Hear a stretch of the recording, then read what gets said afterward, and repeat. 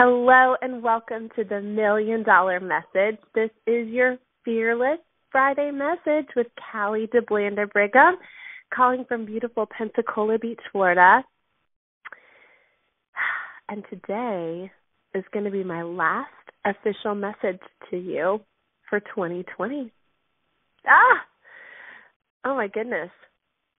That's kind of crazy when I say it out loud. Next Friday will be Christmas. The Friday after that will be New Year's Day. And so I will be coming to you next in 2021. And it will be our 10-year anniversary of the $1 Million Message. Wow.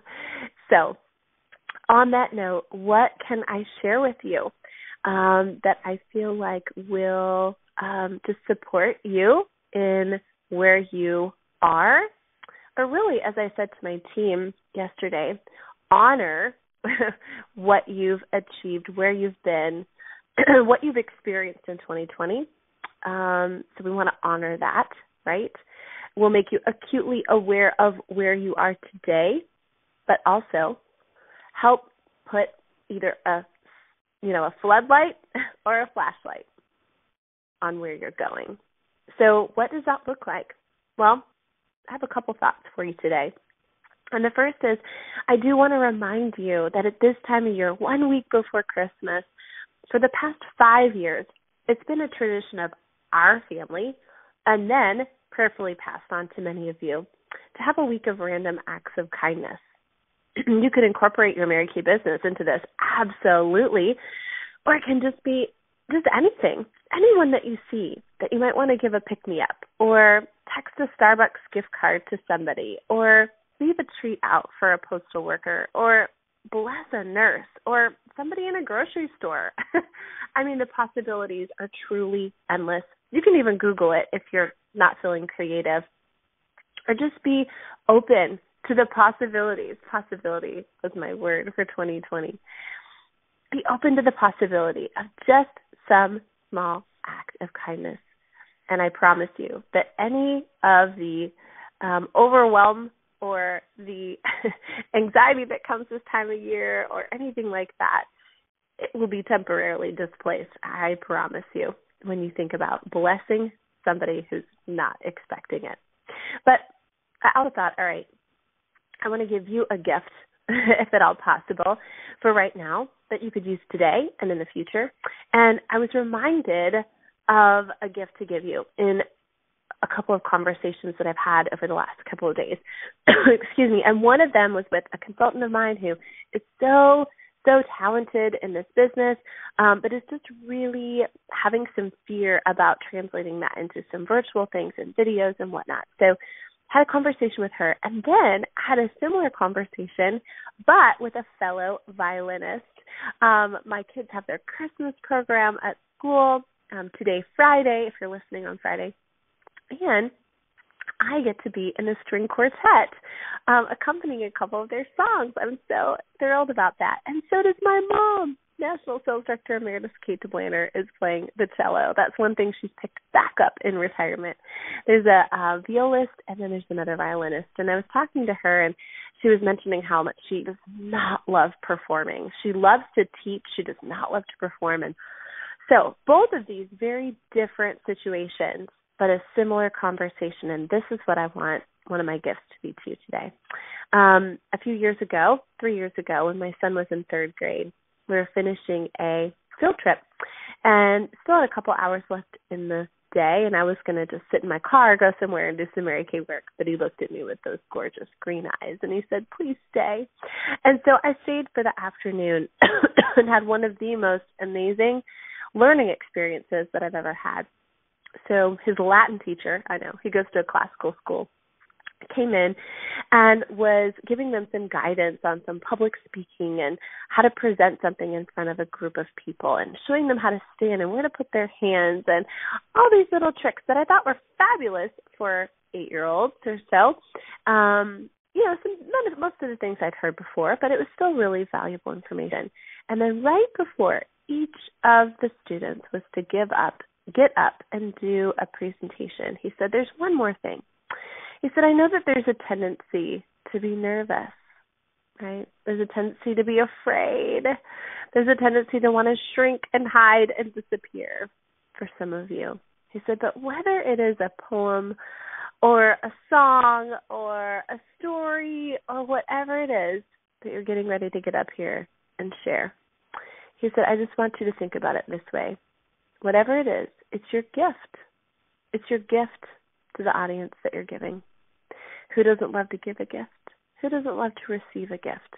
He said, so as you stand up here, I just want you to impress upon you to think of it like that. I sat in one of the little tiny chairs, because it was a third grade classroom, in the back in awe. And I thought, wait a minute. Third graders, 8-year-olds, they're getting it. They're getting that something that some people fear as the worst possible thing ever in the world, public speaking. They're not going to be afraid. Because it's a gift. Who doesn't love to give a gift or get a gift? And so I've just been reflecting this past week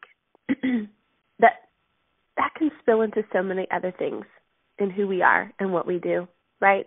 So whether it is a scared beauty consultant that doesn't want to do a Facebook Live or interact with her customers that way, and I told her, I said, you know what? You are so good at knowing about skincare and color and all of these things. And I said, this is your way to give a gift to people. This violinist I sat next to, I said, oh my goodness, what beauty, what art you have, what passion. I said, it's a gift to people. I think maybe she got it. So we'll see how it goes at the concert. So today, as you think about whatever it is that maybe you want to put out there, or maybe you're scared to, wouldn't it change the way you look at it if you thought of it as a gift? A gift of a pampering session, a gift of a listening ear, a gift of the opportunity, a gift of a free sample, a gift of a smile, a gift of belief, a gift of a great tip that's going to make her feel pretty today. What if it's the gift of asking somebody something in our business because the gift is actually what it's going to do for your family, what it's going to do for your own belief in yourself, your own goals, your own everything is a gift. And I thought, what better time of year to share that story than this one, the ultimate gift that was given to us, right? And so a lesson from a third grade Latin teacher for you today. So take with that what you will and apply it in any area of your life that maybe you've been holding back. Maybe, I think about this violinist who's probably performed for 25 years. Maybe that was a turning point. Any day can be a turning point, by the way. You know, we have 50,000 thoughts a day on average. What if we really paid attention to them? And what if we said, you know what? I'm going to think a new thought today. I'm going to replace a new thought today. And one of the ways that you can do that is by intentionally seeking out and letting it find you a word of the year. I know you've heard a message on that already, but I just want to reiterate that too. It was cute at dinner. I said to my kids, okay, it's time to be thinking about your word for 2021. They know all about that because I have mine for the past 5 years or so written on my mirror in my bathroom. So they see them. I don't want to forget my previous words. I want them to build on each other. So they're like, yeah, we know, Mom. I said, no, I got to teach you about it. And I said, you don't have to decide tonight, but if you had to, what would be your word? And my 11-year-old said his word would be grow. That was a good one. I thought I might want to steal that. I said, but not grow taller than me, right? He said, no, grow as a person. And then my 10-year-old, she said, inspiration. I said, Maddie, do you mean that you want to be an inspiration or you want to seek inspiration? She said, no, I want to look for inspiration. I want to look for things that inspire me. But all right, I think we're onto something. So you can Google Dayspring, just one word, has a 7-question quiz that can help you find your word, or listen to a song or a podcast or a book and see if there's a word that just keeps coming back to you, or you see it several times, or somebody mentions it, or just be quiet. Or I'm telling you, your word's going to find you.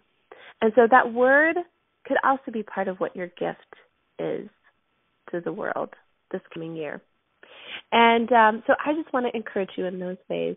And I know that some of that may not sound like Mary Kay vernacular, well, how come you guys don't always give us booking tips or things like that? I think it's because the skill of this business is simple. Now, we've had to redefine it in this year, but it is simple. But it's the other things that keep us from our greatness, the other things from keep us from really stretching and really working and really fulfilling all that we're capable of. The same book I was reading about, the 50,000 Thoughts, the 4-8 Principle is what it's called. It's an older book. Newberry, I think, is the author's name.